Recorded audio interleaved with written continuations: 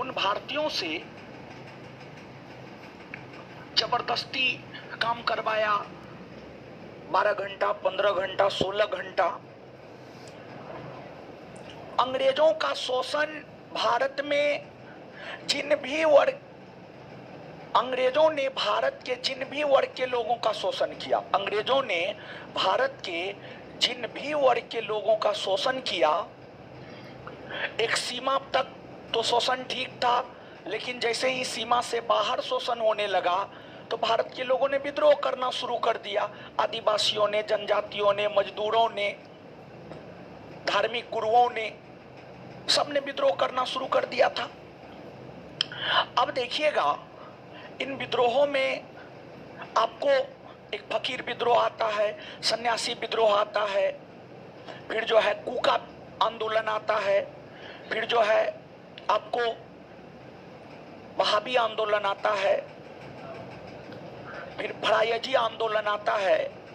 तो ये सब के विषय में थोड़ा बहुत हम लोग चर्चा कर लेते हैं और फिर हम लोग जो है आगे बढ़ जाएंगे। तो अब सबसे पहले आज के सेशन में हम आपके साथ चर्चा करेंगे सन्यासी विद्रोह की।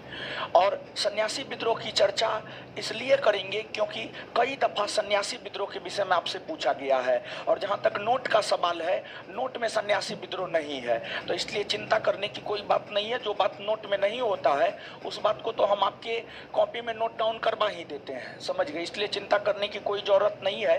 तो आप थोड़ा सा समझिएगा सन्यासी विद्रोह को, समझ गए, सन्यासी विद्रोह को समझिएगा।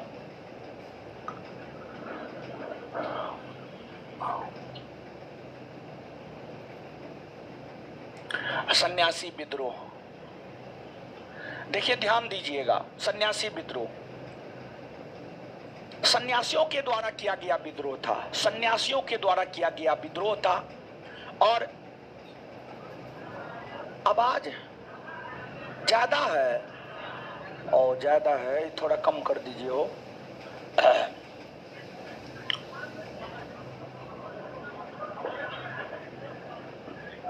नोटिफिकेशन नहीं दिया है क्या? दे दिया, अरे दे दिया है नोटिफिकेशन, ठीक है। चलिए अब आवाज ठीक है, तो थोड़ा ज्यादा ही रहने दीजिए ना, क्या होगा, कोई दिक्कत थोड़े है, उस कान फट जाएगा। आए कान फट रहा है आपका क्या? नहीं ना? हाँ हाँ, शांत रहिए अब, है तो ठीक है, शांत रहिए। अरे सब चीज ठीक है, ठीक है, शांत रहिए अब, शांत रहिए।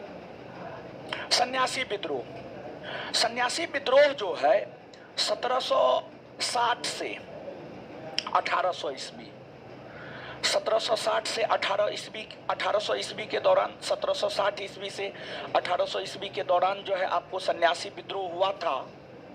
और सन्यासी विद्रोह मूल तौर पर बंगाल और बिहार में हुआ था। कहाँ हुआ था? बंगाल और बिहार, बंगाल और बिहार में हुआ था, बंगाल और बिहार में हुआ था। और यह विद्रोह सन्यासियों ने किया। अब सन्यासियों ने विद्रोह क्यों किया और सन्यासी मूलतः कौन थे? देखिए, जो सन्यासी था वो मूलतः किसान ही था, सन्यासी कोई और नहीं था, बल्कि वैसे व्यक्ति जो मूल तौर पर किसान ही थे वही सन्यासी बन गए थे, वही आपको सन्यासी बन गए थे। सन्यासी मूलतः किसान था। बिहार और बंगाल के सन्यासी जो मूलतः किसान थे, उन लोगों ने जो विद्रोह किया उसी विद्रोह को सन्यासी विद्रोह कहा जाता है। अब उन लोगों ने विद्रोह क्यों किया? एक तो पहला कारण यह है कि अंग्रेजों ने या अंग्रेजी सरकार ने तीर्थ यात्रा के ऊपर प्रतिबंध लगा दिया, तीर्थ यात्रा के ऊपर प्रतिबंध लगा दिया। दूसरा, तीर्थ यात्रा कर की दर को काफी ज्यादा बढ़ा दिया। तीसरा, अंग्रेजों ने इन सन्यासियों के जमीन को हड़प लिया, अंग्रेजों ने इन सन्यासियों के जमीन को हड़प लिया। सन्यासी मूलतः मंदिर में रहा करता था, मंदिर के अधीन बहुत अधिक जमीन हुआ करता था, उन जमीनों को अंग्रेजों ने हड़प लिया। ये तमाम कारण हुए जिस वजह से आपको सन्यासी विद्रोह हुए। और सन्यासी विद्रोह की अगर बात की जाए तो इस विद्रोह का नेतृत्व जो है केना सरकार और दिरजी नारायण ने, केना सरकार और दिरजी नारायण, मूल तौर पर केना सरकार दिरजी नारायण ने इस विद्रोह का नेतृत्व किया। लेकिन आप इस बात को ध्यान में रखिएगा कि इसके अलावे सन्यासी विद्रोह से और भी कई सारे नेता जुड़े हुए थे। सन्यासी विद्रोह से जो है और भी कई सारे या बहुत सारे नेता जो है आपको सन्यासी विद्रोह से जुड़े हुए थे। और आपको जो सन्यासी विद्रोह है, जिस प्रकार से नील विद्रोह का उल्लेख जो है आपको नील दर्पण में देखने को मिलता है, उसी प्रकार से सन्यासी विद्रोह की उल्लेख की अगर बात की जाए तो सन्यासी विद्रोह का उल्लेख जो है आनंद मठ में देखने को मिलता है। आनंद मठ किस में देखने को मिलता है? आनंद मठ, आनंद मठ में देखने को मिलता है। और जो आनंद मठ है इसकी रचना किया है बंकिम चंद्र चटर्जी, बंकिम चंद्र चटर्जी, बंकिम चंद्र चटर्जी ने किया है। और सन्यासी विद्रोह के विषय में यही प्रश्न क्वेश्चन बैंक पलट करके देखिएगा, घटना चक्र पलट करके देखिएगा तो सन्यासी विद्रोह के विषय में एक ही प्रश्न आपको 3 से 4 बार देखने को मिल जाएगा। और अलग अलग परीक्षा में पूछा है, अलग अलग परीक्षा में पूछा है। और जो अलग अलग परीक्षा में पूछा गया प्रश्न है वह यह है कि जो है आपको सन्यासी विद्रोह की चर्चा किस उपन्यास में मिलती है? तो इसका उत्तर हो जाएगा आनंद मठ, आनंद मठ। फिर इसी क्वेश्चन को ऐसे पूछा है सन्यासी विद्रोह की चर्चा जो आनंद मठ में मिलती है उसके रचयिता कौन है? तो बंकिम चंद्र चटर्जी। यानी अलग अलग तरीका से अलग अलग भाषा में एक ही प्रश्न को जो है 3-4 बार जो है आपसे पूछा गया है और अलग अलग परीक्षा पूछा है, समझ गए? तो इस बात को तो आप निश्चित तौर पर याद रखिएगा ही। साथ ही साथ अभी हम आपको एक बात बताए थे, नील विद्रोह के विषय में चर्चा किए थे, अभी तुरंत नील विद्रोह का नाम लिए थे। जैसे नील विद्रोह की चर्चा जो है आपको नील दर्पण में है। तो अब देखिएगा एक बात हम आपको बताए थे पिछले क्लास या पिछले से पिछले क्लास में हम आपको एक बात बताए थे कि 1857 के विद्रोह के ठीक पहले जो विद्रोह हुआ है वह संथाल विद्रोह हुआ है।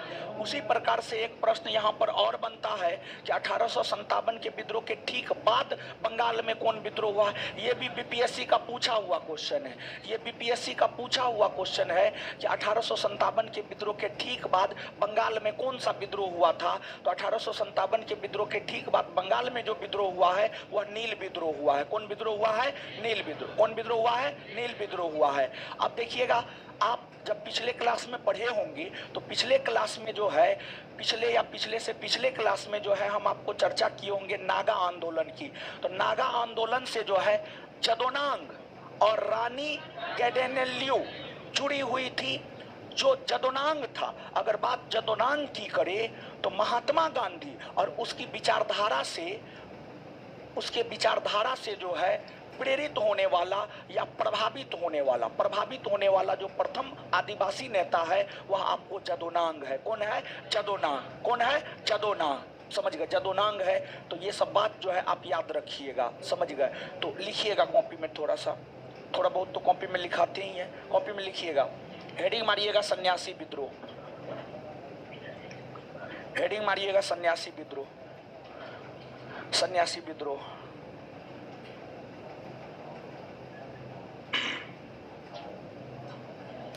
कॉस्ट में 1760 से 1800 ईस्वी। हेडिंग मारिएगा सन्यासी विद्रोह, कॉस्ट में 1760 से 1800 ईस्वी।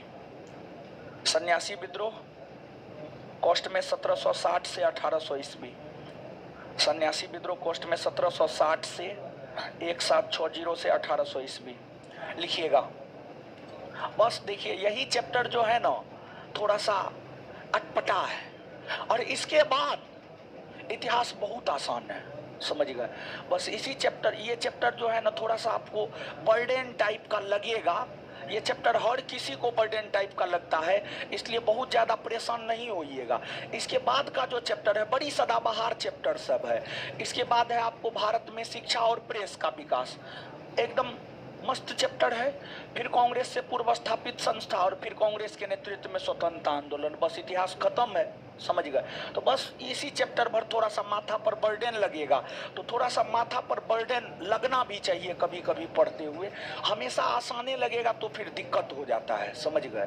तो हमेशा एक जैसा नहीं रहना चाहिए, ठीक है। ऐसे ही चैप्टर हम सबसे अंतिम में पढ़ाते हैं ताकि इतिहास बर्डन नहीं लगे, लेकिन जो है बीच में पढ़ा दिए थोड़ा सा बर्डन भी लगे, कोई दिक्कत ना है, समझ गए। काहे कि अभी परीक्षा है नहीं कि माथा पे बर्डन आ जाएगा तो बहुत टेंशन हो जाएगा ना, अभी तो नोटिफिकेशनों नहीं आया है, समझे।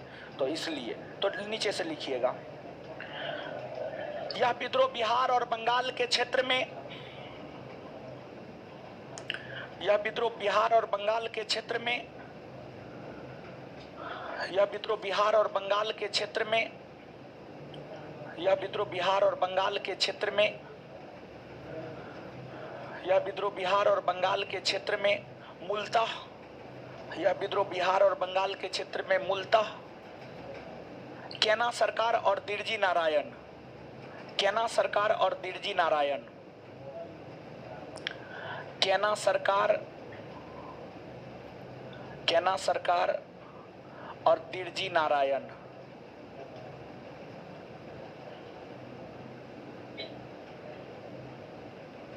केना सरकार और दिरजी नारायण, केना सरकार और दिरजी नारायण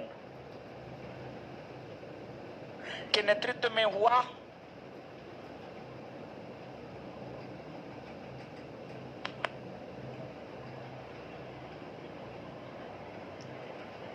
सन्यासियों ने विद्रोह इसलिए किया, सन्यासियों ने विद्रोह इसलिए किया, सन्यासियों ने विद्रोह इसलिए किया क्योंकि, सन्यासियों ने विद्रोह इसलिए किया क्योंकि अंग्रेजी सरकार ने, क्योंकि अंग्रेजी सरकार ने, क्योंकि अंग्रेजी सरकार ने, अंग्रेजी सरकार ने, अंग्रेजी सरकार ने तीर्थ यात्रा पर प्रतिबंध लगा दिया, सॉरी, अंग्रेजों ने तीर्थ यात्रा पर प्रतिबंध लगा दिया,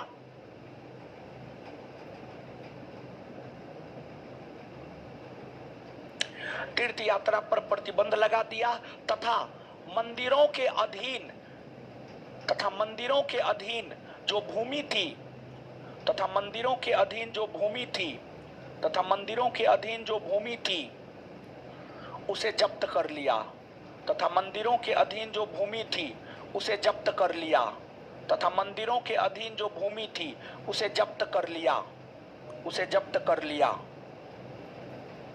उसे जब्त कर लिया, फुल स्टॉप। सन्यासी विद्रोह, सन्यासी विद्रोह संभवतः, संभवतः, संभवतः भारत में,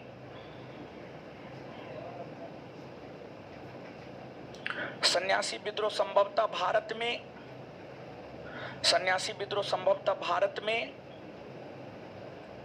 भारत में अंग्रेजों के खिलाफ होने वाला, सन्यासी विद्रोह संभवतः भारत में अंग्रेजों के खिलाफ होने वाला प्रथम विद्रोह माना जाता है, होने वाला प्रथम विद्रोह माना जाता है।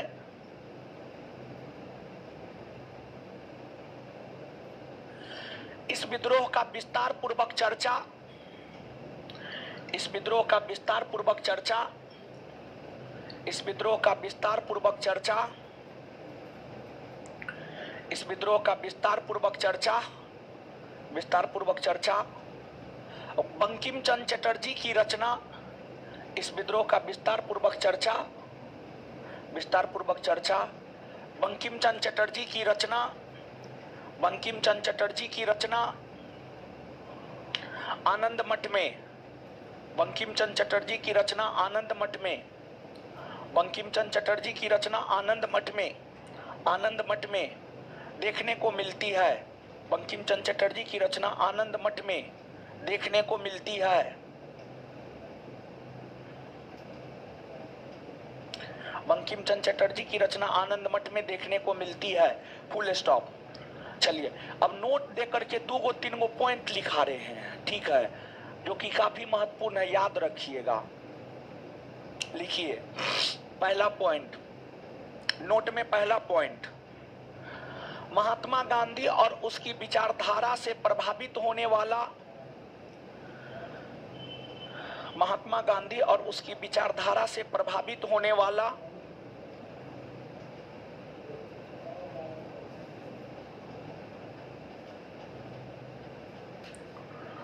महात्मा गांधी और उसकी विचारधारा से प्रभावित होने वाला प्रथम आदिवासी नेता, महात्मा गांधी और उसकी विचारधारा से प्रभावित होने वाला प्रथम आदिवासी नेता, महात्मा गांधी और उसकी विचारधारा से प्रभावित होने वाला प्रथम आदिवासी नेता, महात्मा गांधी और उसकी विचारधारा से प्रभावित होने वाला प्रथम आदिवासी नेता जदोनांग है। जदोनांग लिख देते हैं बोर्ड पे, ऐसे नोट में तो होगा लिखा हुआ। जदोनांग है,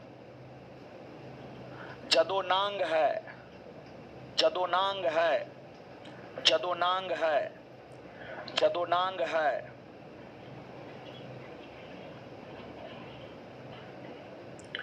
एक पॉइंट और लिखिएगा, और ये जो पॉइंट लिखा रहे हैं, जो पॉइंट अभी लिखा रहे हैं दूसरा नंबर में, ये पॉइंट बीपीएससी का पूछा हुआ है।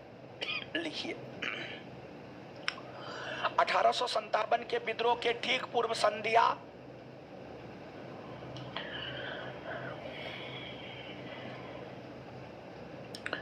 1857 के विद्रोह के ठीक पूर्व संध्या संथाल विद्रोह, 1857 के विद्रोह के ठीक पूर्व संध्या संथाल विद्रोह, संथाल विद्रोह और संथाल विद्रोह और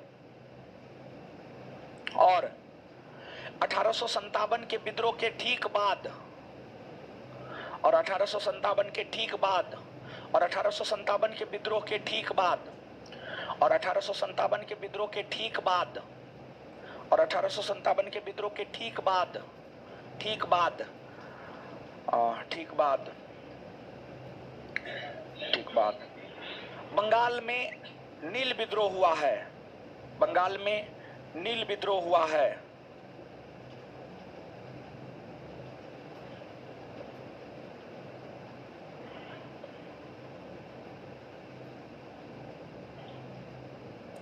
बंगाल में नील विद्रोह हुआ है, ठीक है, याद रखिएगा। अब आइए ध्यान से चीजों को सुनिएगा, देखिए ध्यान दीजिएगा। इसके बाद जो है सन्यासी विद्रोह के बाद आगे है फकीर विद्रोह। समझ गए, फकीर विद्रोह। अगर फकीर विद्रोह की हम लोग बात करें तो जो फकीर विद्रोह है, यह विद्रोह बंगाल में हुआ था। कहाँ हुआ था? बंगाल में। फकीर विद्रोह जो है आपको बंगाल में हुआ था, और बंगाल में यह विद्रोह 1776, हाँ 1776 ईस्वी में फकीर विद्रोह हुआ था। और यह विद्रोह जो है मजनून शाह और चिराग अली के नेतृत्व में हुआ था। किसके नेतृत्व में? मजनून शाह और चिराग अली। मजनून शाह और चिराग अली, मजनून शाह और चिराग अली के नेतृत्व में जो है आपको फकीर विद्रोह हुआ था। फकीर विद्रोह के बाद जो है एक हुआ था फरायजी आंदोलन। समझ गए, फरायजी आंदोलन। अगर फरायजी आंदोलन की हम लोग बात करें, फरायजी आंदोलन, फरायजी आंदोलन, देखिए ध्यान दीजिएगा। एक मुस्लिम धर्मगुरु हुआ करता था, उसका नाम था हाजी शरीयतुल्लाह, हाजी शरीयतुल्लाह, हाजी शरीयतुल्लाह। मुस्लिम धर्म का धर्मगुरु हुआ करता था हाजी शरीयतुल्लाह। मुस्लिम धर्म के धर्मगुरु जो हाजी शरीयतुल्लाह था, हाजी शरीयतुल्लाह, हाजी शरीयतुल्लाह के अनुयायी ही फरायजी कहलाए। हाजी शरीयतुल्लाह के अनुयायी क्या कहलाए? फरायजी कहलाए। और हाजी शरीयतुल्लाह के अनुयायी फरायजी कहलाए। और अंग्रेजों ने जो इस्लाम धर्म में हस्तक्षेप किया था उसके खिलाफ जो है हाजी शरीयतुल्लाह ने जो आंदोलन चलाया उसी आंदोलन को फरायजी आंदोलन कहा जाता है। और हाजी शरीयतुल्लाह का बेटा हुआ करता था दादू मियाँ, समझ गए, दादू मियाँ इसका बेटा हुआ करता था। बाद के वर्षों में जाकर के इस आंदोलन को, फरायजी आंदोलन को नेतृत्व प्रदान जो है दादू मियाँ ने भी किया था। कहने का मतलब ये हुआ कि जो फरायजी आंदोलन है, इस आंदोलन को हाजी शरीयतुल्लाह और दादू मियाँ दोनों ने अपना नेतृत्व प्रदान किया था। और दूसरी बात ये है कि यह जो फरायजी है, हाजी शरीयतुल्लाह के अनुयायी ही फरायजी कहलाए। बीपीएससी का क्वेश्चन बैंक पलट करके देखिएगा तो दोनों प्रश्न आपको देखने को मिल जाएगा। एक प्रश्न ये भी मिल जाएगा किसके अनुयायी फरायजी कहलाए, तो आंसर हो जाएगा हाजी शरीयतुल्लाह। और दूसरा प्रश्न आपको ये भी देखने को मिल जाएगा कि फरायजी आंदोलन के नेतृत्वकर्ता कौन थे, तो आंसर हो जाता है इसका हाजी शरीयतुल्लाह और दादू मियाँ, हाजी शरीयतुल्लाह और दादू मियाँ। क्लियर है। इसके बाद जो है वहाबी आंदोलन है। वहाबी आंदोलन के विषय में हम आपको सामाजिक धार्मिक सुधार आंदोलन जब पढ़ा रहे थे तो सामाजिक धार्मिक सुधार आंदोलन पढ़ाते हुए भी जो है हमने आपको वहाबी आंदोलन के विषय में पढ़ाया था कि जो वहाबी आंदोलन था, वहाबी आंदोलन जिसका नेतृत्व सैयद अहमद राय बरेलवी ने किया था, सैयद अहमद राय बरेलवी, सैयद अहमद राय बरेलवी ने किया था, वह एक सांप्रदायिक आंदोलन था। और उस आंदोलन का लक्ष्य था काफिरों के देश को मुसलमानों का देश बनाना, दारुल हर्ब को दारुल इस्लाम बनाना, दारुल हर्ब को दारुल इस्लाम बनाना, ये लक्ष्य था। उसी के विषय में जो है आपको यहाँ पर भी लिखा हुआ है। तो ये जो है आपको हुआ। और इसके बाद जो है आगे बात अगर करेंगे इन विद्रोहों की या इन आंदोलनों की, तो जो ये विद्रोह थे या जो ये आंदोलन थे, ये आंदोलन अंग्रेजों के खिलाफ हो रहा था, ये आंदोलन अंग्रेजों के खिलाफ हो रहा था। और अगर बात अंग्रेज की जाए तो अंग्रेज कौन था? व्यापारी था, अंग्रेज व्यापारी था। और अंग्रेज जो है भारत में कारखाना लगाया था, और अंग्रेज भारत में जो कारखाना लगाया था उसमें भारतीय मूल के लोग नौकरी किया करता था। भारत के लोग जो है अंग्रेजों के कारखाना में नौकरी किया करता था। भारत के लोग जो अंग्रेजों के कारखाना में नौकरी किया करता था वह अंग्रेजों का मजदूर था। किसका मजदूर था? अंग्रेज का मजदूर था, वो अंग्रेज का मजदूर था। तो आपको जो है अंग्रेजों ने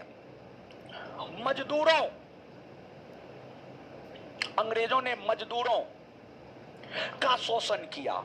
और अंग्रेजों ने जो मजदूरों का शोषण किया, मजदूर अंग्रेज के खिलाफ उठ खड़े हुए, जिस कारण मजदूर आंदोलन भी हुए हैं। लेकिन मजदूर आंदोलन का बहुत ज्यादा महत्व नहीं है, परंतु जो मजदूर आंदोलन अंग्रेजों के विरुद्ध हुए हैं उस मजदूर आंदोलन को एकीकृत करने का श्रेय एन.एम. लोखंडे को जाता है। भारत के भीतर जो मजदूर आंदोलन है, अगर बात मजदूर आंदोलन की जाए तो मजदूर आंदोलन को चलाने का श्रेय या मजदूर आंदोलन को एकीकृत करने का श्रेय अगर देखा जाए तो मजदूर आंदोलन को एकीकृत करने का श्रेय किसे जाता है? एन.एम.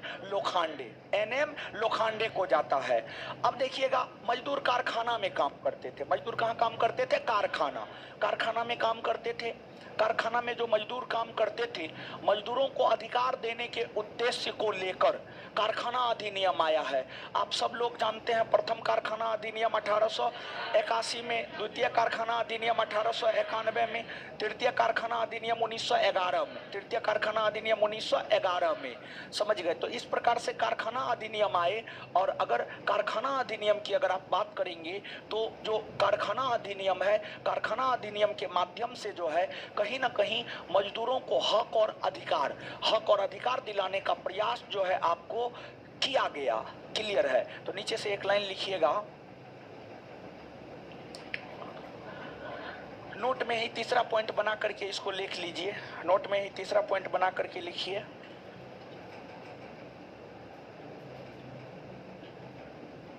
लिखिएगा, भारत में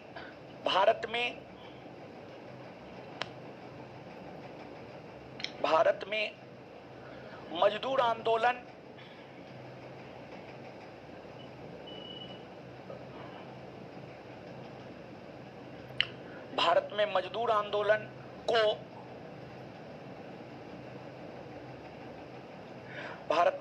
आंदोलन को संगठित करने का श्रेय, भारत में मजदूर आंदोलन को संगठित करने का श्रेय भारत में मजदूर आंदोलन को संगठित करने का श्रेय, भारत में मजदूर आंदोलन को संगठित करने का श्रेय एनएम लोखंडे, एनएम लोखंडे,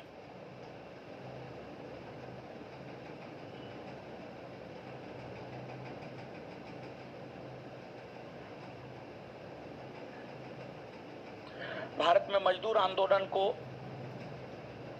संगठित करने का श्रेय एनएम लोखंडे को जाता है, एनएम लोखंडे को जाता है।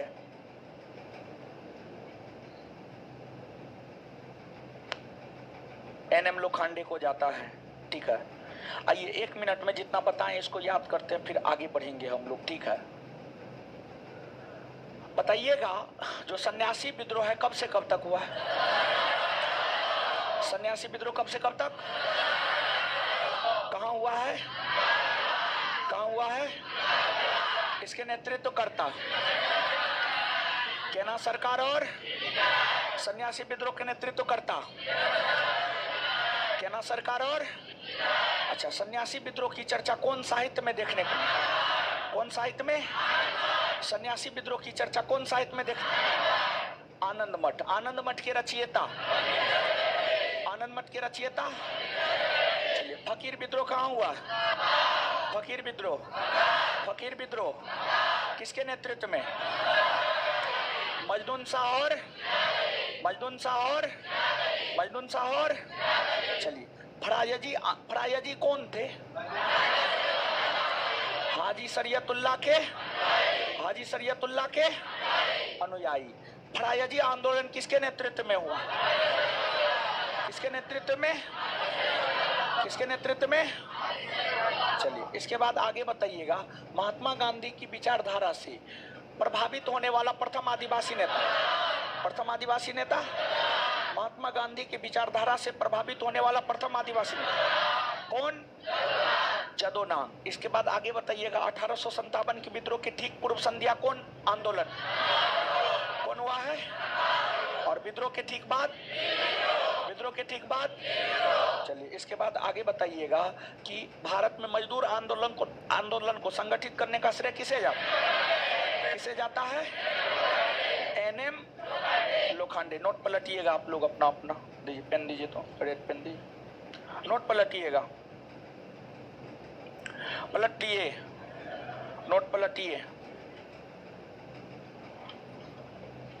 प्रमुख मजदूर संगठन एक दृष्टि,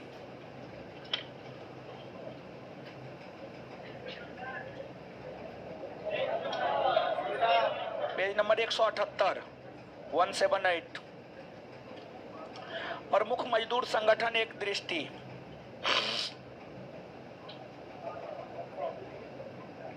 प्रमुख मजदूर संगठन एक दृष्टि। देखिए, इसमें आप थोड़ा गौर कीजिएगा। सोशल सर्विस लीग 2 नंबर में है, सोशल सर्विस लीग। हम आपको ये बात गौर करने के लिए बोल रहे हैं, हम आपको लिखने के लिए नहीं बोल रहे हैं या टिक मारने के लिए नहीं बोल रहे हैं। आप क्वेश्चन बैंक पलट करके देखिएगा तो सोशल सर्विस लीग के विषय में पूछा गया है। इसके बाद आप क्वेश्चन बैंक पलट करके देखिएगा तो अखिल भारतीय ट्रेड यूनियन कांग्रेस के विषय में आपसे आपके परीक्षा में पूछा गया है। फिर आपके परीक्षा में भारतीय राष्ट्रीय ट्रेड यूनियन कांग्रेस के विषय में आपसे आपके परीक्षा में पूछा गया है। मतलब ये जो कॉलम है महत्वपूर्ण है, हम आपको ये बताने का प्रयास कर रहे हैं। फिर इसके बाद नेक्स्ट पेज पर आप आइए। जब आप नेक्स्ट पेज पर आएंगे तो नेक्स्ट पेज में है निम्न जाति आंदोलन। क्या है? निम्न जाति आंदोलन।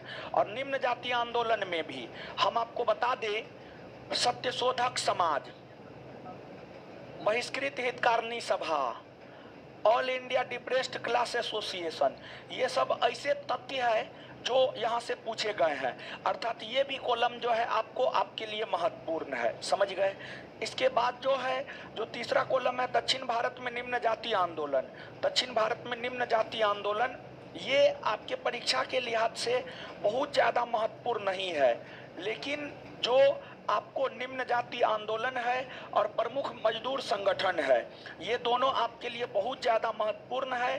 तो जो है इसको जो है आपको याद करना है। अब इसमें हम आपको टिक मरवा रहे हैं, मैक्सिमम में हम आपको टिक मरवाएंगे, समझ गए, कुछ एक्का दुक्का में हम आपको टिक नहीं मरवाएंगे। तो सबसे पहले टिक मारिए, Bombay mill hands association, social service league,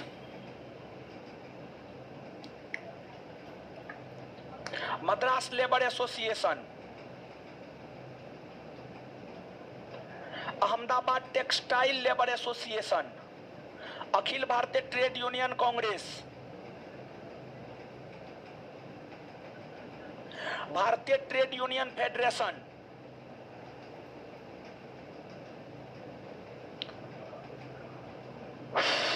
भारतीय राष्ट्रीय ट्रेड यूनियन कांग्रेस, भारतीय राष्ट्रीय ट्रेड यूनियन कांग्रेस।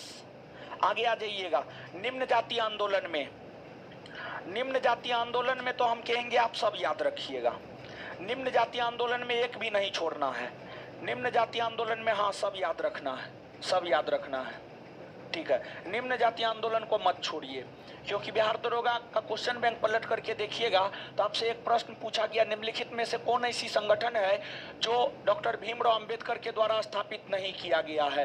भीमराव अंबेडकर द्वारा स्थापित सब संगठन को आप जानिएगा तब ना क्वेश्चन बना पाइएगा, अगर नहीं जानिएगा तो नहीं बना पाइएगा। तो इस सब को याद रख लीजिएगा। फिर दक्षिण भारत में निम्न जाति आंदोलन में हमको नहीं लगता है आपको याद रखने का कोई जरूरत है, लेकिन फिर भी जस्टिस आंदोलन, लेकिन फिर भी जस्टिस आंदोलन, रुकिए ना हो, जस्टिस आंदोलन, आत्मसम्मान आंदोलन, बस बाद बाकी याद रखने का जरूरत ना है।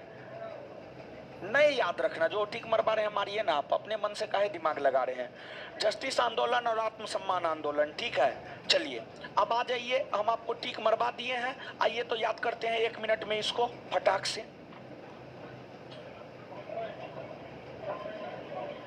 चलिए पहला देखिए, ध्यान दीजिएगा, भारत का जो पहला मजदूर संगठन है बॉम्बे मिल हैंड एसोसिएशन, जिसकी स्थापना 1890 में नारायण मेघाजी लोखंडे, वही एनएम लोखंडे, एनएम लोखंडे का ही पूरा नाम है नारायण मेघाजी लोखंडे, समझ गए।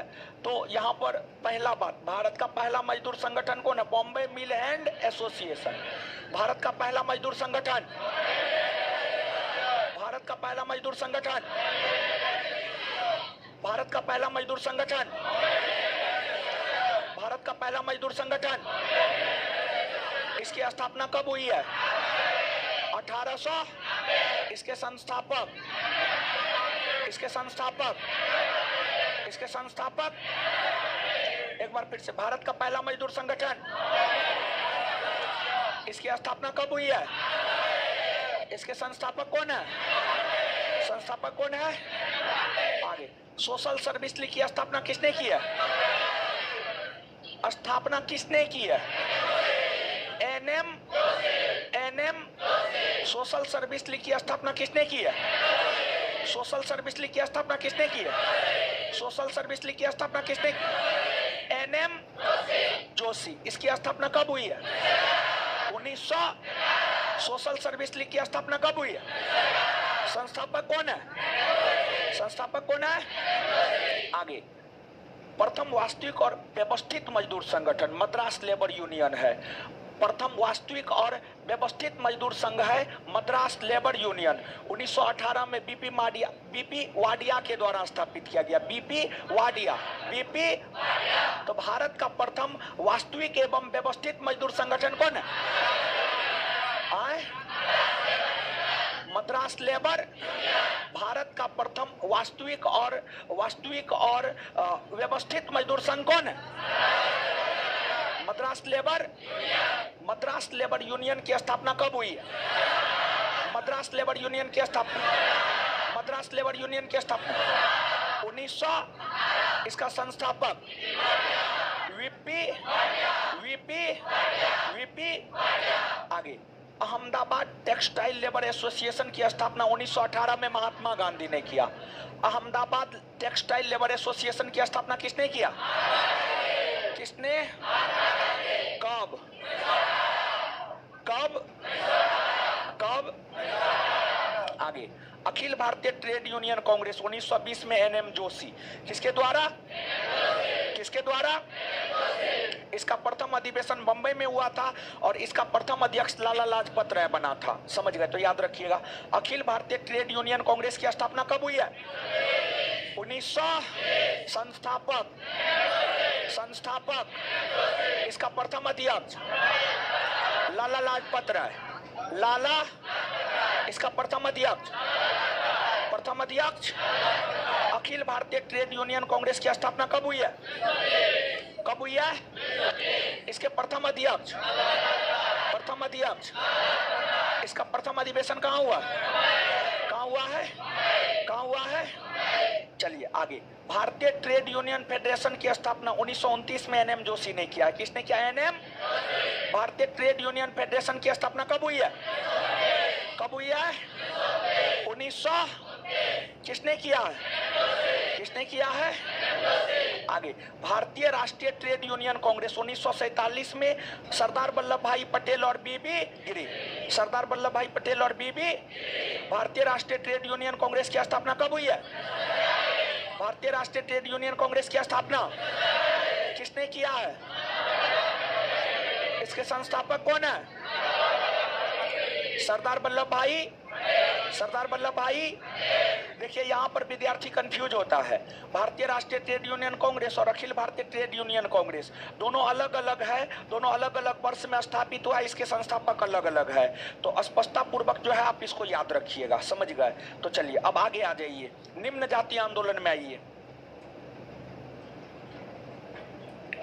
Depressed class mission society Bombay में वीआर शिंदे के द्वारा 1906 में स्थापित किया गया था। तो डिप्रेस्ड क्लास मिशन सोसाइटी की स्थापना किसने किया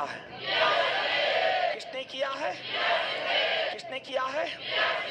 यहाँ पर सबसे ज्यादा महत्वपूर्ण जो है संस्थापक याद रखना सबसे ज्यादा महत्वपूर्ण है। क्या याद रखना जरूरी है? संस्थापक। क्या? संस्थापक। तो इसलिए इसमें संस्थापक याद करते हैं। ठीक है, डिप्रेस्ड क्लास मिशन सोसाइटी के संस्थापक, डिप्रेस्ड क्लास मिशन सोसाइटी के संस्थापक वीआर बहुजन समाज आंदोलन के संस्थापक, बहुजन समाज आंदोलन के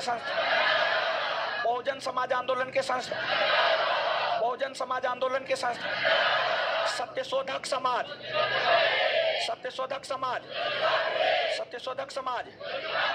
the all India depressed class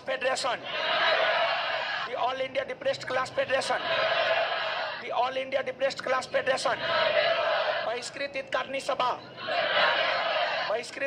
सभा, समाज समता संघ,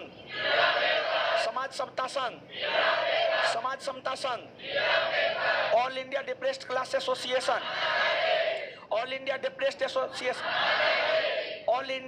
क्लास एसोसिएशन, अनुसूचित जाति परिसंघ। जस्टिस आंदोलन दक्षिण भारत में किसके नेतृत्व में हुआ? सीएन मुदालियर, टीएम नैयर और पी त्यागराज। जस्टिस आंदोलन दक्षिण भारत में किसके नेतृत्व में हुआ? जस्टिस आंदोलन दक्षिण भारत में किसके नेतृत्व? आत्मसम्मान आंदोलन मद्रास में किसके नेतृत्व में? आत्मसम्मान आंदोलन मद्रास में किसके नेतृत्व? ईबी रामास्वामी। बात समझ में आया?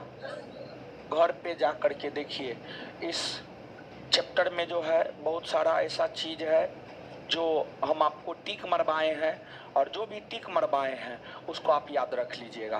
ठीक है, और ज़्यादा दिमाग नहीं लगाना है, फैक्ट सब है उसको तो याद ही रखना होगा। लेकिन हमको पूरा विश्वास है आप कल के बाद परसों से भूल जाइएगा, परसों से आपको इस चैप्टर का कुछ भी याद नहीं रहेगा। पूरा हम गारंटी देते हैं आपको। ठीक है, 100% गारंटी देते हैं। कल के बाद, कल तक थोड़ा बहुत याद रहेगा, परसों से आप चीज़ों को भूल जाइएगा। एकदम 100% निश्चित फिक्स है, भूलिएगा नहीं भूलिएगा। ठीक है, चलिए अब जो है इसमें महत्वपूर्ण तथ्य है, महत्वपूर्ण तथ्य आप अपना याद कर लीजिएगा। यही सब चीज है, समझ गए? जो पहले था ना वही सब चीज को जो है उसमें से छांट करके जो है कुछ महत्वपूर्ण तथ्य लिखा गया है, समझ गए, और कुछ नहीं है। अब आइए इस चैप्टर के प्रश्न पर आते हैं। प्रश्न पलटिए, किसका पेन है? प्रश्न पर आते हैं। हो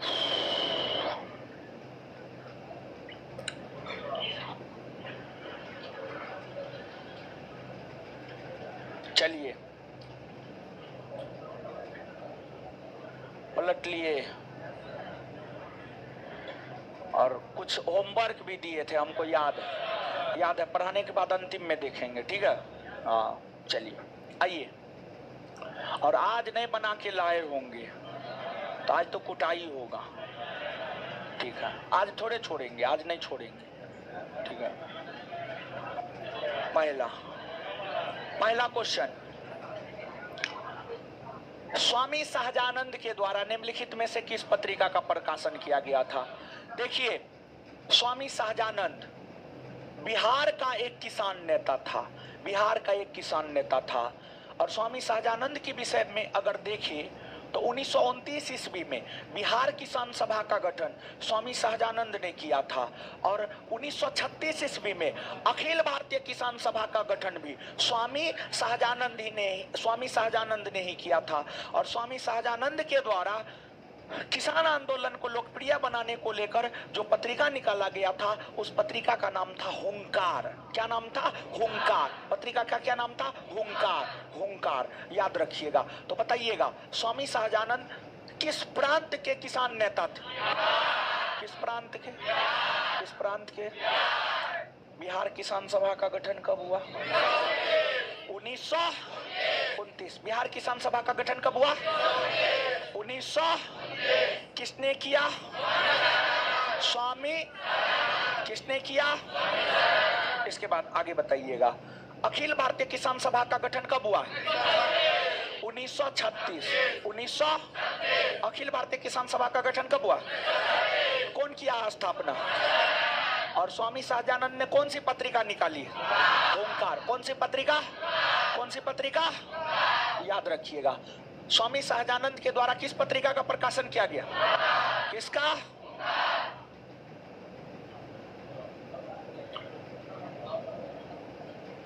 चलिए, निम्नलिखित में से किस प्रदेश के ग्रामीण क्षेत्रों में एका आंदोलन चलाया गया था? देखिए, एका आंदोलन, अगर बात एका आंदोलन की जाए तो आप सब लोग को बताए हैं, आप सब लोग को मालूम है जो एका आंदोलन है। एका आंदोलन असहयोग आंदोलन के दौरान 1921-22 में सीतापुर, बहराइच जैसे उत्तर प्रदेश के जिलों में चला था। मदारी, पासी और सहदेव के नेतृत्व में चला था। और यह आंदोलन क्यों चला था जानते हैं? इस आंदोलन के होने का कारण क्या था, या इस आंदोलन के प्रमुख उद्देश्य क्या थे? देखिए, अंग्रेज क्या किया था जानते हैं? एक तो अंग्रेज जो है लगान की दर बहुत ज्यादा बढ़ा दिया था, इस कारण एका आंदोलन हुआ। दूसरा, अंग्रेज जो है कहा कि लगान जो है हम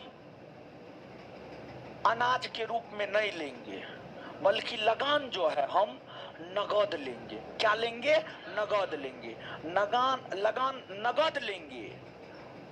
नगद लेंगे। यानी पहले अंग्रेज जो है लगान यानी टैक्स यानी कर, समझ, कर। पहले अंग्रेज लगान फसल के रूप में लेता था। किस रूप में? फसल के रूप में। किस रूप में? फसल के रूप में लेता था। लेकिन बाद में अंग्रेज कहने लगा कि नहीं, हम फसल के रूप में अनाज नहीं लेंगे, बल्कि नगद के रूप में अनाज लेंगे। जबकि अवध के किसान यह चाह रहे थे कि ना, नगद नहीं बल्कि फसल के रूप में ही लगान ले। इसी को लेकर जो है अवध के क्षेत्र में एका आंदोलन हुआ था, उत्तर प्रदेश के अवध के क्षेत्र में। आंसर क्या हो जाएगा? अवध। आज तो क्या हो गया, गायब हो गया जी।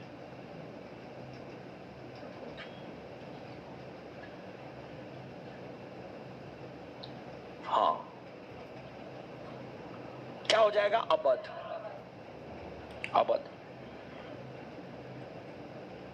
चलिए, निम्नलिखित किसके द्वारा वर्ष 1920 में रविदास सभा का गठन किया गया था? वर्ष 1920 में रविदास सभा का गठन जिसके द्वारा किया गया था वह था जगजीवन राम। कौन था? कौन था? वर्ष 1920 में रविदास सभा का गठन किसके द्वारा किया गया? किसके द्वारा? वर्ष 1920 में रविदास सभा का गठन किसके द्वारा? किसके द्वारा?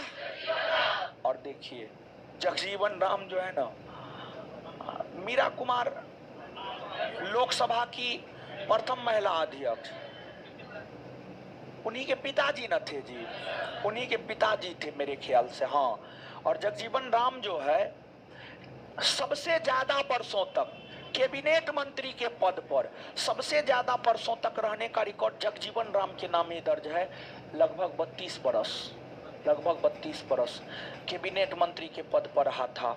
और जगजीवन राम अंतरिम मंत्रिमंडल में श्रम मंत्रालय उनको दिया गया था और स्वतंत्र भारत के प्रथम मंत्रिमंडल में भी श्रम मंत्रालय ही उनको दिया गया था, श्रम मंत्रालय ही उनको दिया गया था। समझ गए जगजीवन राम। आगे, खेरवार आदिवासी आंदोलन कब हुआ था? देखिए ध्यान दीजिएगा, खेरवार जनजाति है, खेरवार जनजाति है। खेरवार जनजातियों का भूमि अंग्रेजों ने छीन लिया था, जिसको लेकर खेरवार आंदोलन हुआ।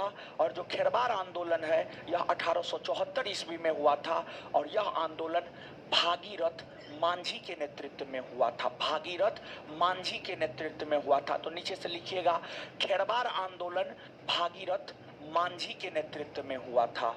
खेरवार आंदोलन भागीरथ मांझी के नेतृत्व में 1874 ईस्वी में हुआ था। खेरवार आंदोलन भागीरथ मांझी के नेतृत्व में 1874 ईस्वी में हुआ था।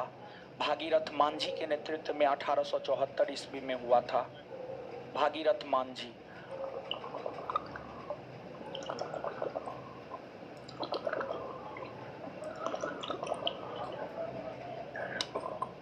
भागीरथ मांझी के नेतृत्व में 1874 में हुआ था। भागीरथ मांझी या भागीरथी मांझी भी कहा जाता, कोई दिक्कत ना है। निम्नलिखित में बघेरा विद्रोह कहाँ हुआ था? बघेरा विद्रोह जो बड़ौदा में हुआ था। बड़ौदा कहाँ हुआ था? बड़ौदा, बड़ौदा में हुआ था।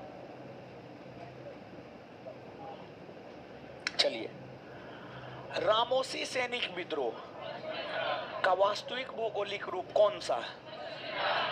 पश्चिमी घाट ना जी, पश्चिमी घाट होगा ना।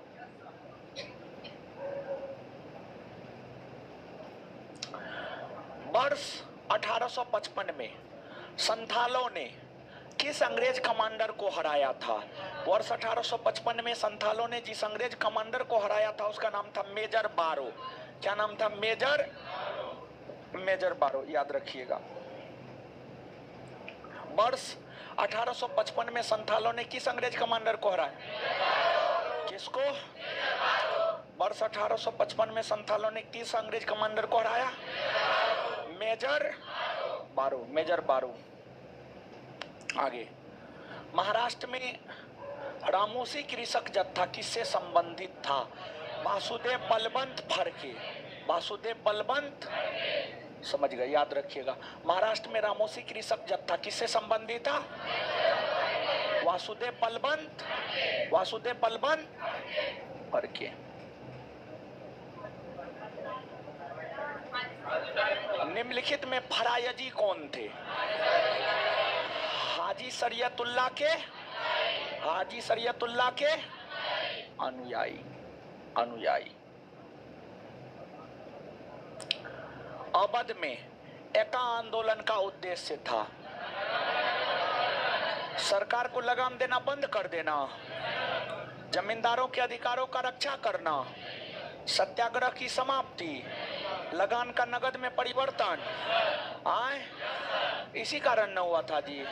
आंसर डी होगा ना। हाँ,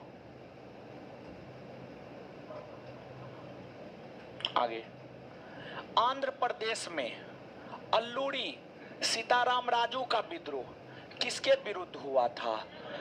आंध्र प्रदेश में अल्लूरी सीताराम राजू का विद्रोह जो है जंगल कानून के खिलाफ हुआ था। किसके खिलाफ हुआ था? जंगल कानून। किसके खिलाफ? अरे अंग्रेज जो वन अधिनियम लाया, और वन अधिनियम ला करके अंग्रेजों ने यह घोषणा किया कि वनों पर ब्रिटिशों का अधिकार होगा। वनों पर किसका अधिकार होगा? ब्रिटिशों का अधिकार।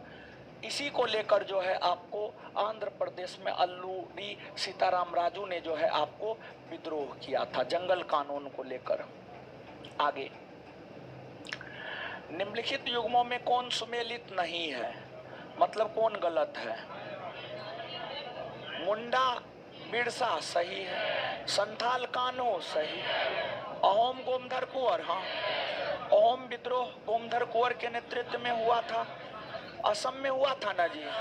असम में नहीं हुआ था? हुआ था, समझ गए, तो ये भी सही है। नायक ताना भगत के नेतृत्व में ना, ताना भगत के नेतृत्व में जो है कौन आंदोलन हुआ था? ताना भगत आंदोलन 1914 में बिहार में जतरा भगत के नेतृत्व में हुआ था। किसके नेतृत्व में? जतरा। ताना भगत आंदोलन बिहार में 1914 ईस्वी में जतरा भगत या जतरा उराव के नेतृत्व में हुआ था। देखिए तो ये बात, ताना भगत आंदोलन है, देखिए है ना, याद रखिएगा। बीपीएससी का ये पूछा हुआ क्वेश्चन है क्या? तो ताना भगत आंदोलन किस ईस्वी में हुआ है? तो ताना भगत आंदोलन हुआ है 1914। 1900 ताना भगत आंदोलन कब हुआ है? कब हुआ है? ताना भगत आंदोलन कब हुआ है? कहाँ हुआ है? कहाँ हुआ है? अच्छा एक वो बात बताइए, पिछले क्लास में बताए हुए थे, तेभागा आंदोलन कहाँ हुआ है? तेभागा आंदोलन बंगाल में 1946-47। किसके नेतृत्व में? कंपाराम सिंह और भवन सिंह। कंपाराम सिंह और, पिछले ये क्लास में न बताए हैं, भूल गए ना सब? हमको पूरा विश्वास। ठीक है, खड़ा हो, ये तो हीरो है, हीरो खड़ा हो। हाँ बताइए।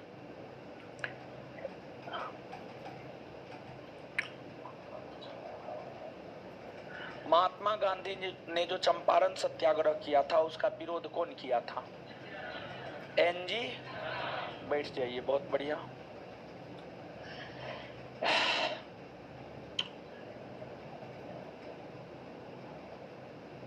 अरे लड़की खड़ी हो जाइए, खड़ी हो जाइए। पाइक विद्रोह, पाइक विद्रोह उड़ीसा में हुआ था, किसके नेतृत्व में? किसके नेतृत्व में?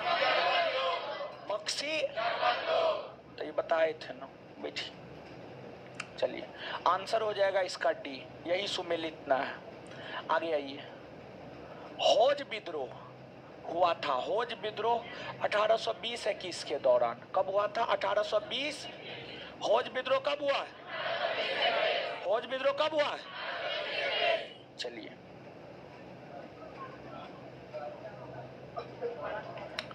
पागलपंथी विद्रोह, पागलपंथी विद्रोह वस्तुतः एक विद्रोह था। देखिए ध्यान दीजिएगा, सुन, नोट में है पागलपंथी विद्रोह, देखिए थोड़ा सा ना है, कोई दिक्कत नहीं, लिखा देंगे। सुनिए गुरुजी लोग, पागलपंथी विद्रोह, अगर बात पागलपंथी विद्रोह की जाए तो जो पागलपंथी विद्रोह है ये आपको 1825 में असम के क्षेत्र में हुआ था। 1825 में पागलपंथी विद्रोह असम के क्षेत्र में हुआ था, टीपू के नेतृत्व में हुआ था। टीपू के नेतृत्व में पागलपंथी विद्रोह असम के क्षेत्र में हुआ था 1825 ईस्वी में। और ये जो जनजातियां हैं, भील असम में नहीं पाई जाती है, गारो असम में पाई जाती है, गोंड असम में नहीं पाई जाती है, कोलिय असम में नहीं पाई जाती है। ये सब जनजाति जानते हैं मध्य भारत और पश्चिमी भारत, भील, गोंड, कोलिय, ये सब जनजाति मध्य भारत और पश्चिमी भारत में पाई जाती है। और जो पागलपंथी विद्रोह है ये पश्चिमी भारत में हुआ ही नहीं है, पागलपंथी विद्रोह हुआ है उत्तरी पूर्वी भारत में। और इन जनजातियों में उत्तरी पूर्वी भारत में पाई जाने वाली जनजाति है गारो। कौन है? गारो। अर्थात इसका उत्तर क्या हो जाएगा? गारो। क्या हो जाएगा? गारो। नीचे से लिखिएगा, कॉपी में लिखिए। पागलपंथी विद्रोह असम में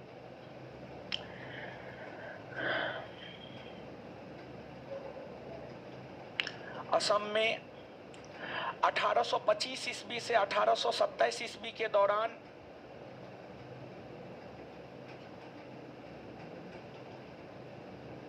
पागलपंथी विद्रोह असम में 1825 ईस्वी से 1827 ईस्वी के दौरान टीपू के नेतृत्व में हुआ था। टीपू के नेतृत्व में हुआ था।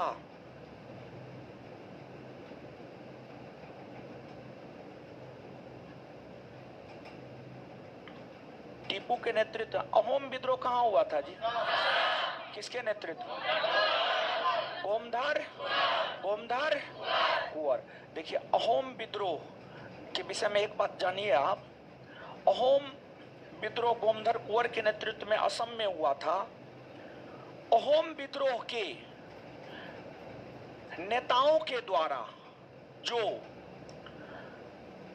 साहित्यों को एकत्रित किया गया है उसे बुरंजी कहा जाता है। क्या कहा जाता है? बुरंजी। अहोम विद्रोह, गौर से सुनिएगा क्या हम बोलना चाह रहे हैं। अहोम विद्रोह जो कि असम में गोमधार कुंवर के नेतृत्व में हुआ था, अहोम विद्रोह के आदिवासी नेताओं के द्वारा जो उसका इतिहास लिखा गया है उसको बुरंजी कहा जाता है। क्या कहा जाता है? बुरंजी। तो नीचे से लिखिएगा,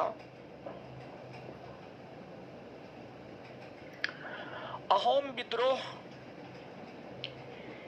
अहोम विद्रोह, अहोम विद्रोह, अहोम विद्रोह, अहोम विद्रोह के नेताओं के द्वारा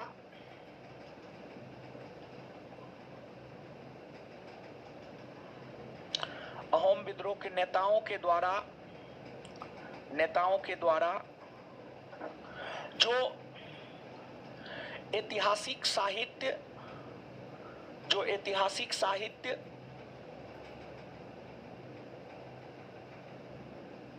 संकलित किया गया है,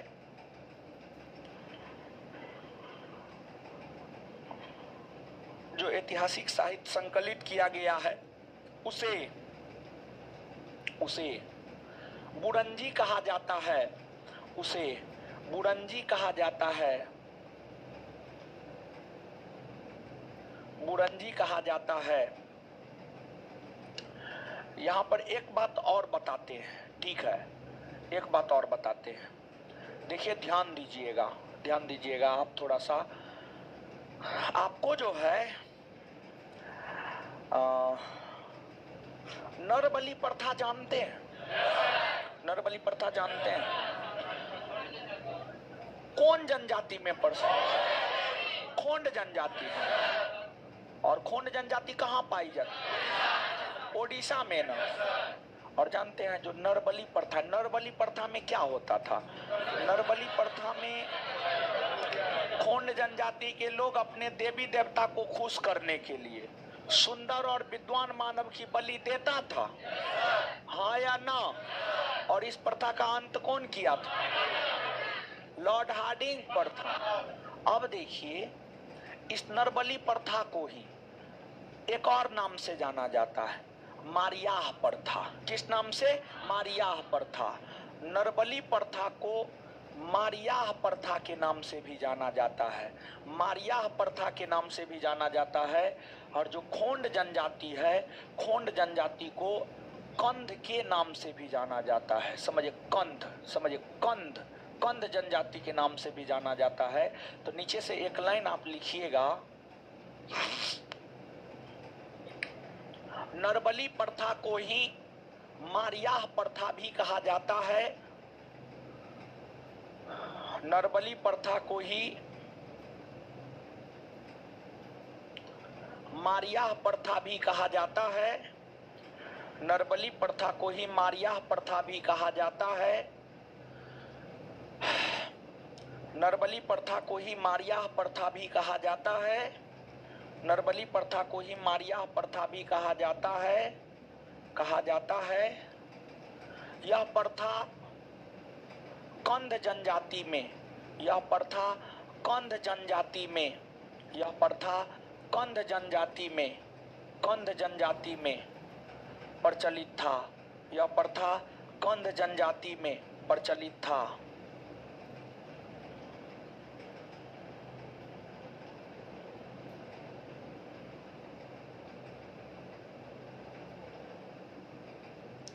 चलिए ठीक है, याद रखिएगा। अब आगे आते हैं, अगला क्वेश्चन। मुंडाओं ने विद्रोह खड़ा किया था 92, 93, 94, 95। क्या कहिएगा?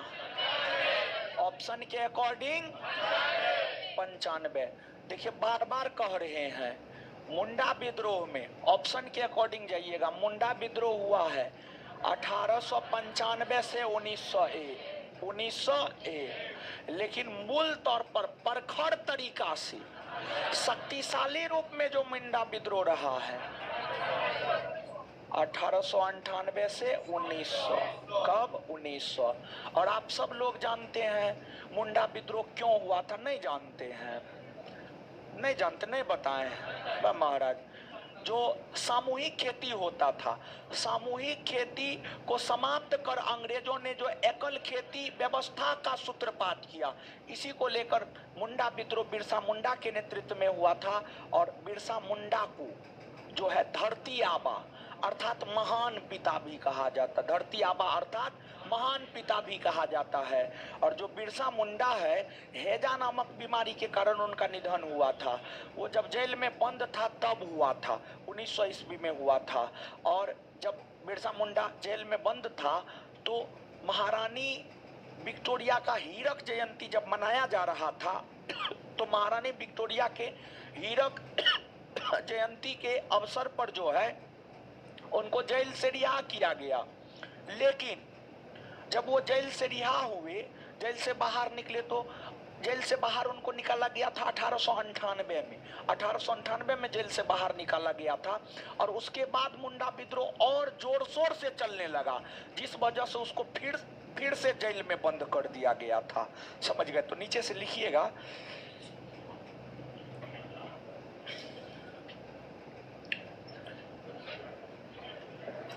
बिरसा मुंडा को धरती आबा,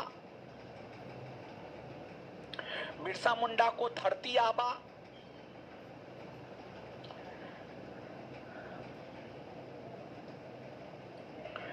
बिरसा मुंडा को धरती आबा अर्थात जगत पिता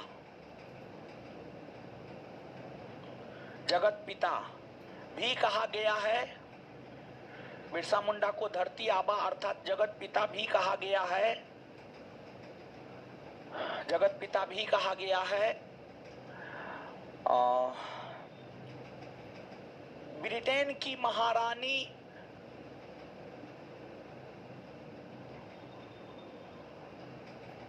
के हीरक जयंती, ब्रिटेन के महारानी विक्टोरिया के हीरक जयंती, ब्रिटेन के महारानी विक्टोरिया के हीरक जयंती के अवसर पर 1898 ईस्वी में, हीरक जयंती के अवसर पर 1898 ईस्वी में बिरसा मुंडा को 1898 ईस्वी में बिरसा मुंडा को 1898 ईस्वी में बिरसा मुंडा को जेल से रिहा कर दिया गया था। बिरसा मुंडा को जेल से रिहा कर दिया गया था। बिरसा मुंडा को जेल से रिहा कर दिया गया था।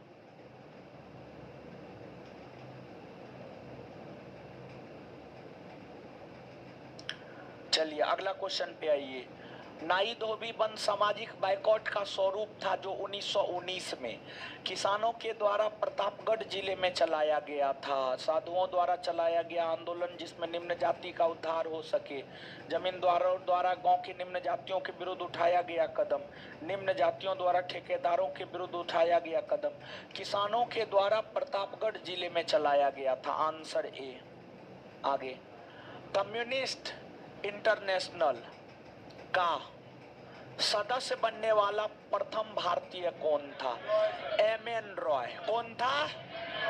इसमें टिक मार लीजिएगा, बड़ी महत्वपूर्ण क्वेश्चन है ये, समझिए, बहुत इंपॉर्टेंट क्वेश्चन है, क्लियर है, याद रखिएगा। कम्युनिस्ट इंटरनेशनल का सदस्य बनने वाला पहला भारतीय कौन था? कम्युनिस्ट इंटरनेशनल का सदस्य बनने वाला पहला भारतीय, कम्युनिस्ट इंटरनेशनल का सदस्य बनने वाला पहला भारतीय एम.एन. रॉय। आगे, भारत सरकार द्वारा 1919 में आईएलओ मतलब इंटरनेशनल लेबर ऑर्गेनाइजेशन, भारतीय श्रम अंतर्राष्ट्रीय श्रम संगठन, अंतर्राष्ट्रीय श्रम संगठन, आईएलओ इंटरनेशनल लेबर ऑर्गेनाइजेशन, अंतर्राष्ट्रीय श्रम संगठन के वाशिंगटन सम्मेलन में मजदूरों का प्रतिनिधित्व के रूप में निम्नलिखित में से किसे भेजा गया था? एन.एम. जोशी को भेजा गया था। किसको? एन.एम. जोशी। ये भी बहुत महत्वपूर्ण क्वेश्चन है, समझ गए, बहुत महत्वपूर्ण क्वेश्चन है। और देखिए, एगो बात ध्यान में रखिएगा, आपको जो आधुनिक भारतीय इतिहास का ऑब्जेक्टिव दिए हैं, आधुनिक भारतीय इतिहास के ऑब्जेक्टिव में जो है आपको घटना चक्र का भी क्वेश्चन सम्मिलित है। घटना चक्र का क्वेश्चन सम्मिलित है, सारा घटना चक्र का क्वेश्चन मेरे ख्याल से है, समझ गए। और दूसरी बात ये है कि जो है आपको जो है हर सब्जेक्ट का, देखिए, प्राचीन मध्यकालीन पढ़ाए हैं हम, आपको ऑब्जेक्टिव नहीं दिया, हमको पता है। आधुनिक का ऑब्जेक्टिव हम दिए हैं क्योंकि सबसे ज्यादा महत्वपूर्ण आधुनिक है, इसलिए दिए हैं। लेकिन इसका मतलब ये नहीं है कि प्राचीन और मध्यकालीन का ऑब्जेक्टिव हम आपको नहीं देंगे। प्राचीन और मध्यकालीन का ऑब्जेक्टिव भी आपको मिलेगा। हमको लगता है मध्यकालीन का तो मिला है, सिर्फ प्राचीन का नहीं मिला है। प्राचीन मिला है, प्राचीन भी मिला है। अच्छा, मिल गया, मिला है, नहीं मिला है। अच्छा, सुनिए ना, सुनिए ना, आपको जो है साइंस में जो सब्जेक्टिव ऑब्जेक्टिव नोट मिला है वो सफिशिएंट है, ठीक है। आर्ट में हिस्ट्री पॉलिटी ज्योग्राफी में, हिस्ट्री पॉलिटी ज्योग्राफी में नया ऑब्जेक्टिव फिर से देंगे, समझ गए। पुराना ऑब्जेक्टिव को भूल जाना है, नया ऑब्जेक्टिव फिर से देंगे। पुराना और नया में अंतर रहेगा, ठीक है। रखना पुराना को भी है, रखना नया को भी है, दोनों को रखना है, दोनों नया वाला भी मिलेगा। पॉलिटी तो पढ़ा रहे हैं, पॉलिटी का नोट भेजे हैं ना टेलीग्राम, मिला है। अब पुराने पॉलिटी का ऑब्जेक्टिव और नया ऑब्जेक्टिव में देख लीजिए, अंतर नजर आ रहा है? नहीं नजर आ रहा। पलट के देखिएगा तब ना अंतर नजर आएगा। उतना फुर्सते नहीं आपको कि पलट के आप देखिए। हाँ, अगर पुराना किसी के पास होगा तो आप देख लीजिएगा, दोनों में बहुत अंतर है। वैसे ही जैसे पॉलिटी के ऑब्जेक्टिव में अंतर है, वैसे ही हिस्ट्री और ज्योग्राफी के ऑब्जेक्टिव पुराना और नया में अंतर रहेगा, समझ गए। और कुछ क्वेश्चन सेम रहेंगे, कुछ क्वेश्चन पुराना में रहेगा, कुछ नया में रहेगा, समझ गए। तो आप कहिएगा कौन याद करे कौन याद नहीं करे, सब याद कीजिए, सब याद कीजिए, समझ गए। अरे आपके परीक्षा में क्या पूछा जाता, आप हमको ये बताइए, क्या पूछा जाता? ऑब्जेक्टिव क्वेश्चन ना। तो जितना अधिक ऑब्जेक्टिव क्वेश्चन पर आपका पकड़ होगा, आप उतना बेहतर ना होइएगा जी। तो इसलिए ऑब्जेक्टिव क्वेश्चन पर बेहतर पकड़ के लिए ज्यादा से ज्यादा ऑब्जेक्टिव का प्रैक्टिस कीजिए, ज्यादा से ज्यादा ऑब्जेक्टिव को देखिए, समझ गए। तो ये चीज है, आगे आ जाइए। ये भी बड़ी महत्वपूर्ण क्वेश्चन है, समझ गए, याद रखिएगा। ठीक है।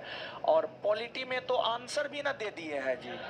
और देखिए पॉलिटी के क्वेश्चन आंसर, किसी भी क्वेश्चन आंसर में आपको डाउट होगा, एम लक्ष्मीकांत पलट करके छठा एडिशन का देख लीजिएगा, आपको क्लियर हो जाएगा, समझ गए। और नया जो हिस्ट्री का आ रहा है तो उसमें बताएंगे, जब वो पूरा हो जाएगा तब बताएंगे, समझे, कहाँ से क्वेश्चन लिए हैं, क्या किए हैं, क्या नहीं किए हैं। अंग्रेजों के विरुद्ध बनारस विद्रोह किसके द्वारा किया गया था? अंग्रेजों के विरुद्ध जो बनारस विद्रोह था यह राजा चेत सिंह के द्वारा किया गया था। किसके द्वारा? राजा चेत। अंग्रेजों के विरुद्ध बनारस विद्रोह किसके द्वारा किया?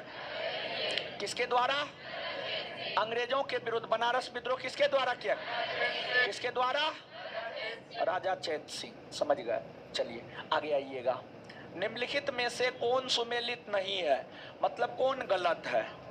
संथाल विद्रोह 1855 सही है, कोल विद्रोह 1831 सही है, खासी विद्रोह 29 सही है, ओम विद्रोह 1815 नहीं, ओम विद्रोह हुआ है 1828, 1828, 1828, 1828, यही गलत है, ठीक है, तो याद रख लीजिएगा।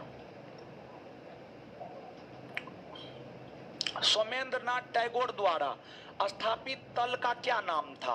सोमेंद्रनाथ टैगोर द्वारा स्थापित दल का नाम था क्रांतिकारी साम्यवादी दल। क्या नाम था? क्रांतिकारी। सोमेंद्रनाथ टैगोर द्वारा स्थापित दल का क्या नाम था? क्रांतिकारी साम्यवादी दल। क्रांतिकारी, ये भी बहुत अच्छा क्वेश्चन है, याद रख लीजिएगा। क्वेश्चन तो सब अच्छे हैं, खराब कौन है?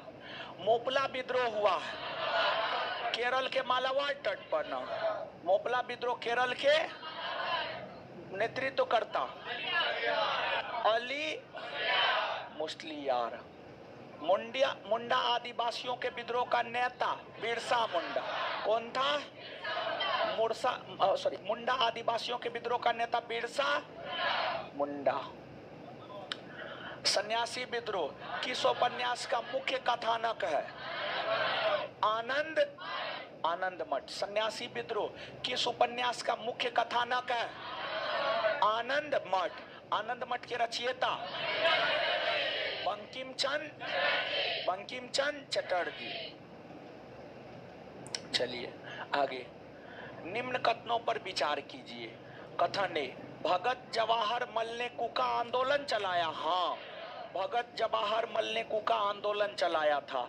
बाद के वर्षों में जाकर राम सिंह ने इसे अपना नेतृत्व प्रदान किया था। पहले भगत जवाहर मल, बाद में जाकर के राम सिंह ने इसे अपना नेतृत्व प्रदान किया था, सही है।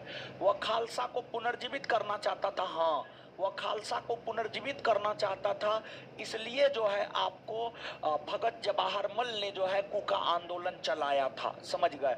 तो दोनों सही है और व्याख्या भी सही है, दोनों सही और व्याख्या भी सही है। अब आगे आइएगा। किसने यह नारा दिया था कि सब भूमि का मालिक खुदा है? बंगाल के फरायजी आंदोलन। बंगाल के फरायजी आंदोलन के दौरान ही जो है यह नारा दिया गया था, सब भूमि का मालिक कौन है? खुदा। सब भूमि का मालिक कौन है? खुदा। अब देखिएगा, इसमें 150 के आसपास 150 क्वेश्चन है मेरे ख्याल से, 150 क्वेश्चन है। इससे आगे क्वेश्चन जो है अगले क्लास में हम लोग देखेंगे, ठीक है।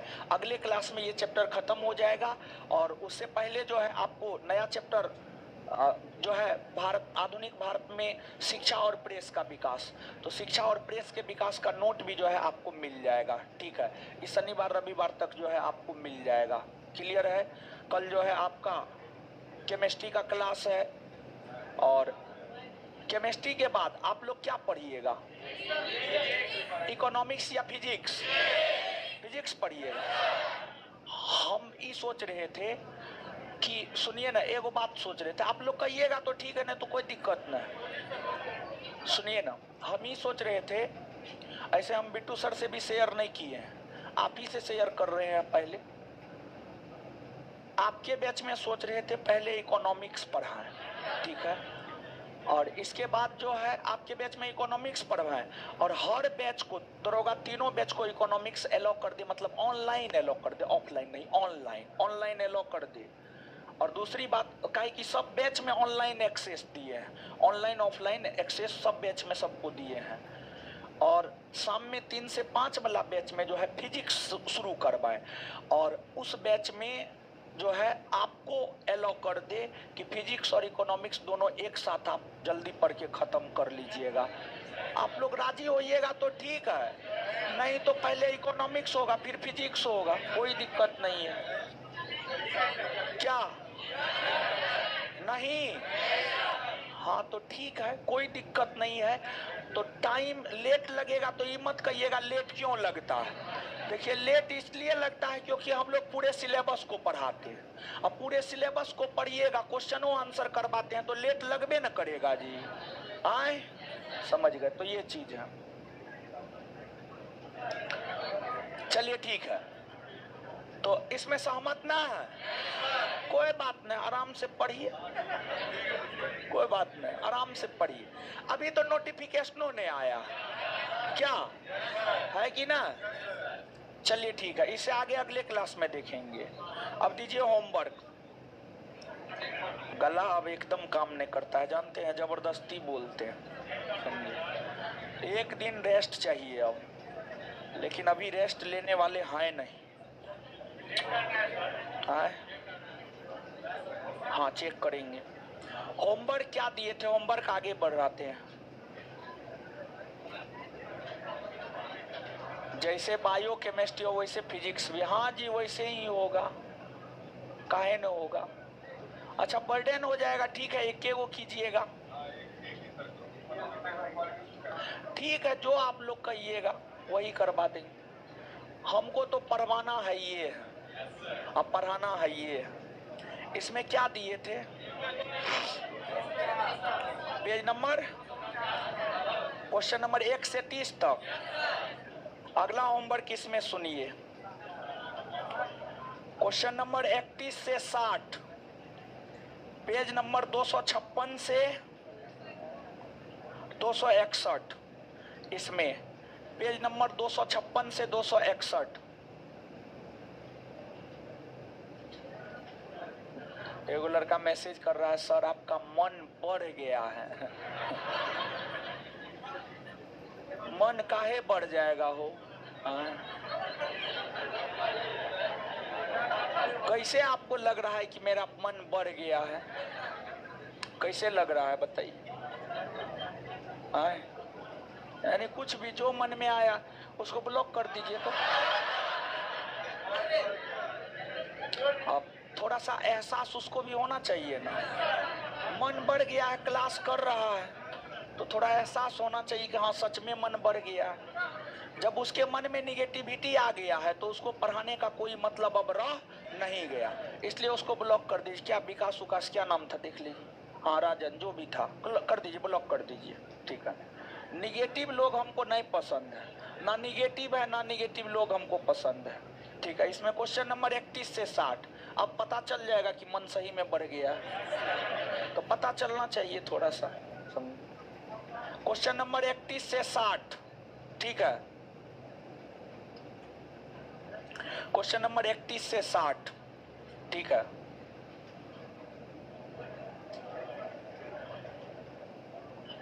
से 60,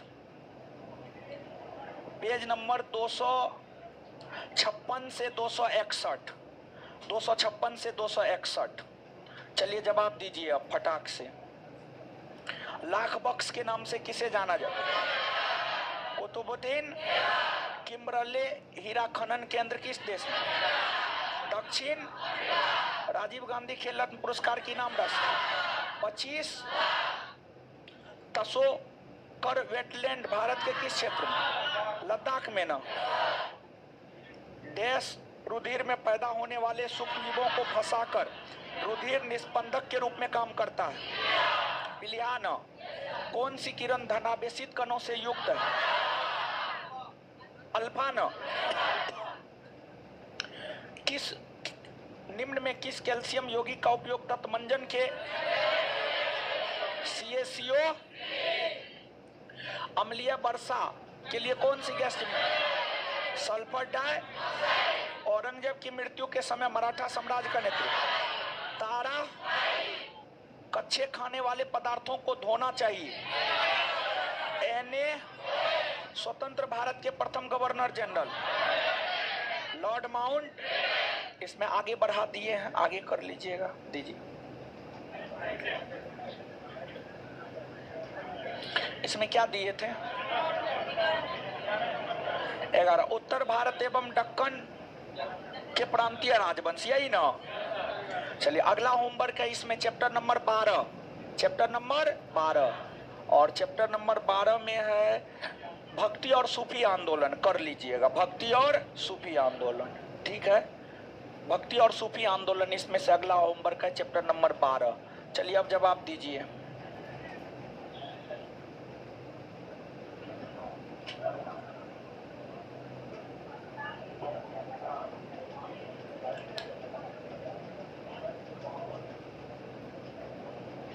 चलिए बताइए, पूर्व का सिराज किस शहर को कहा जाता? जौनपुर ना। निम्न में किस शासक ने सर्वप्रथम जजिया कर समाप्त किया? जैनुल। कश्मीर का अकबर किसे कहा जाए? ये आपके दरोगा का पूछा हुआ क्वेश्चन है। बहमनी राज्य का संस्थापक अलाउद्दीन हसन या हसन गंगू, ठीक है। बहमनी राज्य की स्थापना किस वर्ष हुई? 1347। बहमनियों की राजधानी गुलबर्गा, कहाँ? गुलबर्गा। इसके बाद आगे बताइएगा, गोलकुंडा को वर्तमान में क्या कहा जाता है?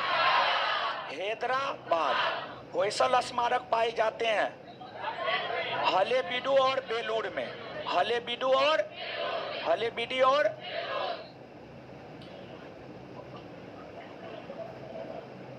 समझ गया।